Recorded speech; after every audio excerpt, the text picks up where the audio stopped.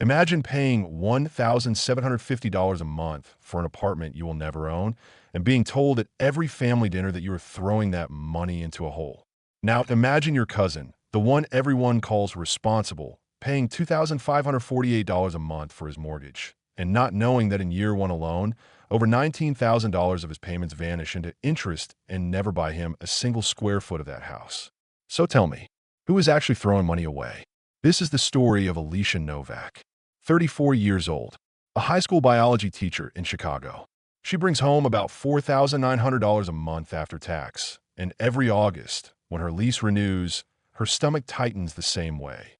Her rent just went up again, $1,750 now. Her mother asks, every single Thanksgiving, the same question dressed up as concern. When are you going to stop paying someone else's mortgage?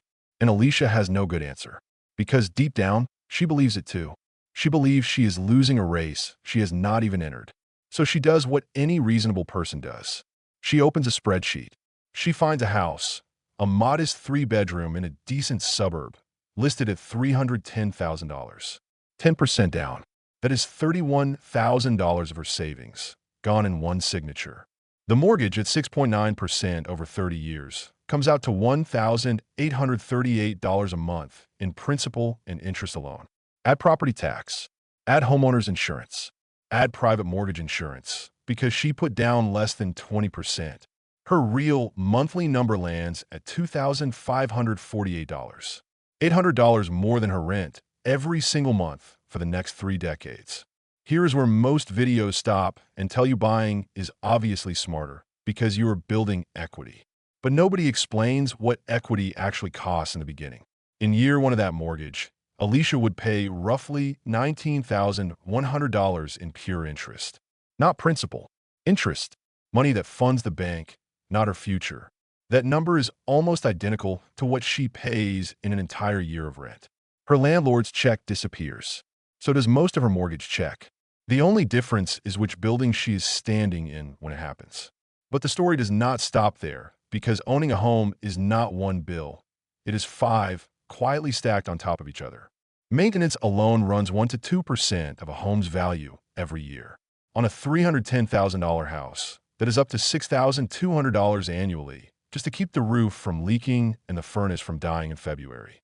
Closing costs to buy the place eat another $9,300 up front. And if she ever sells, real estate agents take roughly 6% off the top. These are not scare tactics. These are line items every homeowner eventually meets, usually at the worst possible moment. Now here is the number that should make you sit up straight. What if instead of buying, Alicia kept renting and took that $31,000 down payment plus the extra $798 a month she was not spending on a mortgage and invested every dollar of it into a simple index fund? History gives us a real, inflation-adjusted average return of about 7% a year. Run that for 30 years. Her $31,000 grows to roughly $236,000. Her monthly $798 contributions grow to nearly $974,000. Total? Over $1.2 million. In cash. Liquid. Not locked inside drywall and property tax bills. Compare that to the house. If it appreciates at a historically typical 3.5% a year, that $310,000 home is worth around $870,000 after 30 years. And by then, it is fully paid off, so that is hers free and clear. $870,000 in home equity versus $1.2 million in investments. On paper, the renter who invested actually comes out ahead. This is the number almost nobody puts in front of you because it does not fit neatly into rent is wasted money content, and it does not fit neatly into buy now before it's too late content either. It just sits there uncomfortable and true. But before you close this tab and cancel every house tour you have booked, here is the twist, and it is the twist that actually matters most. That $1.2 million number only exists in a world where Alicia actually invests that $798 every single month for 30 straight years, through job losses, through market crashes, through the temptation of a nicer car or a spontaneous vacation. And the data on that is brutal. Most renters who claim they will invest the difference simply do not. Lifestyle creep eats it. A slow leak of small purchases eats it. The house, by contrast, forces the savings. Every mortgage payment Alicia makes is discipline she does not have to choose. It is built into the bill. That is the real trade she is making. Not rent versus ownership. Freedom versus forced structure. So what should she actually do? Not what Instagram says. Not what her mother says. The honest answer lives in one ratio almost nobody mentions. The price-to-rent ratio. Divide the home price by the annual rent. $310,000 divided by $21,000 a year in rent equals roughly 15. Anything under 15 usually favors buying. Anything above 20 usually favors renting. Alicia is sitting almost exactly on the fence, which means the real deciding factor is not the math at all. It is her life. Is she staying in that house for at least 6 or 7 years? Long enough to absorb the closing costs? Is her job stable? Does she actually have the discipline to invest automatically without touching it?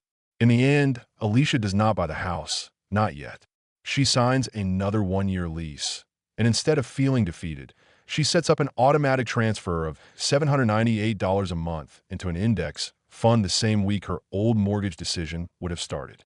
She revisits the math again in 3 years, when she knows more about her career, her city, and herself. Not because renting won, not because buying lost, but because she finally understood the question was never really about rent or a mortgage.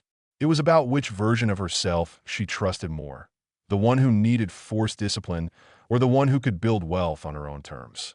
So now it is your turn. If you ran your own numbers tonight, your real rent, your real down payment, your real interest rate, would your rent check still feel like money thrown away? Or have you been paying for mortgage's mythology instead of its math? Tell me your price-to-rent ratio in the comments. Let's find out who in this comment section is actually winning.